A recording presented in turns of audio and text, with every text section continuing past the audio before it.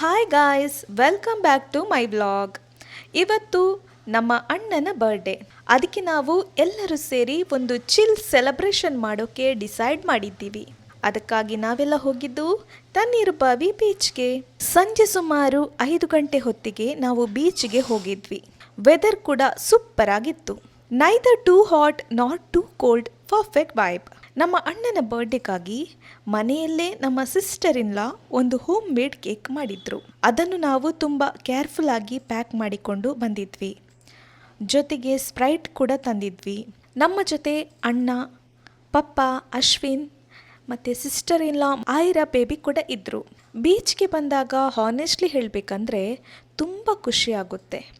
Place ತುಂಬ beautiful ಆಗಿತ್ತು. Sunset ಆಗ್ತಾ ಇತ್ತು. ಸ್ಕೈ ಕಲರ್ ಚೇಂಜ್ ಆಗ್ತಾ ಇತ್ತು. ಆ ದೃಶ್ಯ ಲಿಟ್ರಲಿ ಮೈಂಡ್ ಬ್ಲೋಯಿಂಗ್ ಆಗಿತ್ತು. ಸ್ವಲ್ಪ ಹೊತ್ತು ನಾವು ಬೀಚಲ್ಲೇ ವಾಕ್ ಮಾಡಿದ್ವಿ.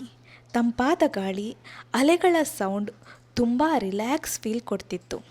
ಸೂರ್ಯ ಮುಳುಗೋ ಸಮಯ, ಆ ಗೋಲ್ಡನ್ ಲೈಟ್ ಓಷನ್ ಮೇಲೆ ರಿಫ್ಲೆಕ್ಟ್ ಆಗ್ತಿದ್ದ ದೃಶ್ಯ, ಅದು ವರ್ಡ್ಸ್ನಲ್ಲಿ ಎಕ್ಸ್ಪ್ಲೇನ್ ಮಾಡೋಕ್ಕೆ ಆಗಲ್ಲ.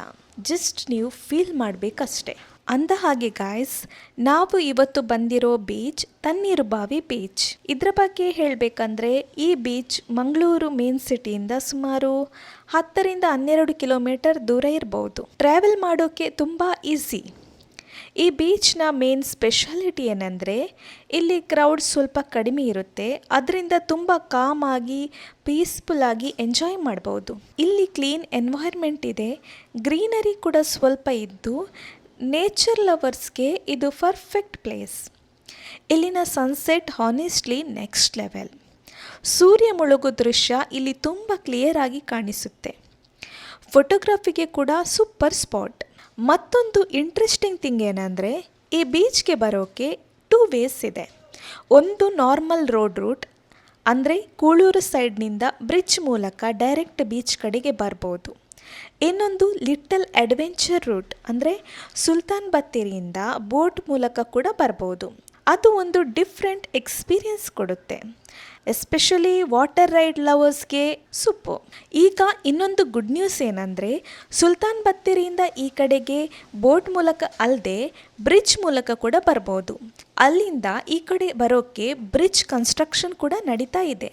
ಇನ್ನು ಸ್ವಲ್ಪ ದಿನದಲ್ಲೇ ನಾವು ಬ್ರಿಡ್ಜ್ ಮೂಲಕ ಬರ್ಬೋದು. ಫ್ಯೂಚರಲ್ಲಿ ಇನ್ನೂ ಈಸಿ ಆಗುತ್ತೆ. ಹಾಗಾಗಿ ಬ್ರಿಡ್ಜ್ ನಿರ್ಮಾಣ ಮಾಡಿದ್ರಿಂದ ಬೆಂಗ್ರೆಯಲ್ಲಿರುವ ತಣ್ಣೀರುಬಾವಿಯಲ್ಲಿರುವ ಜನರಿಗೆ ತುಂಬ ಈಸಿ ಆಗುತ್ತೆ, ಅನುಕೂಲವಾಗುತ್ತೆ.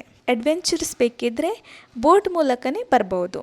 ಒಟ್ಟಿನಲ್ಲಿ ಹೇಳಬೇಕಂದ್ರೆ ಫ್ಯಾಮಿಲಿ ಔಟಿಂಗ್, ಫ್ರೆಂಡ್ಸ್ ಹ್ಯಾಂಗ್ಔಟ್ ಅಥವಾ ಪೀಸ್ಫುಲ್ ಚಿಲ್ ಟೈಮ್ಗೆ ತಣ್ಣೀರುಬಾವಿ ಬೀಚ್ ಒಂದು ಪರ್ಫೆಕ್ಟ್ ಸ್ಪಾಟ್ ಅಂತಲೇ ಹೇಳ್ಬೋದು. ಸ್ವಲ್ಪ ಹೊತ್ತು ಎಂಜಾಯ್ ಮಾಡಿದ ಮೇಲೆ ಕೇಕ್ ಕಟ್ ಮಾಡಲಿಕ್ಕೆ ನಾವೊಂದು ಪರ್ಫೆಕ್ಟ್ ಪ್ಲೇಸ್ ಹುಡುಕಿದ್ವಿ. ಬೀಚಲ್ಲಿ ಸಿಗುವ ನ್ಯಾಚುರಲ್ ಥಿಂಗ್ಸ್ ಯೂಸ್ ಮಾಡಿ ಒಂದು ಸ್ಮಾಲ್ ಸೆಟಪ್ ಮಾಡಿದ್ವಿ.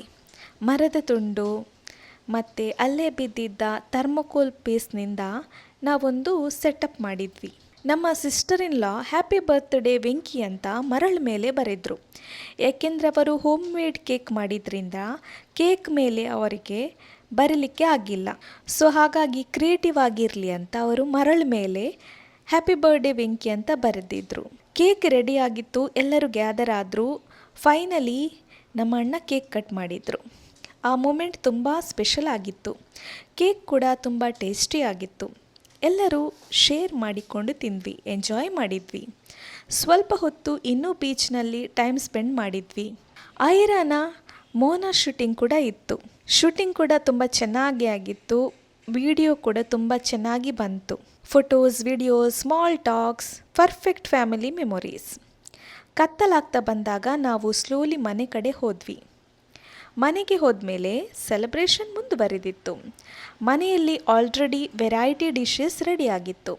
ಅಣ್ಣ ಮತ್ತು ಸಿಸ್ಟರ್ ಇನ್ ಲಾ ಸ್ಪೆಷಲ್ ಆಗಿ ಅಡುಗೆ ಮಾಡಿದರು. ಎಲ್ಲರೂ ಸೇರಿ ಕುಳಿತು ಊಟ ಮಾಡಿದ್ವಿ.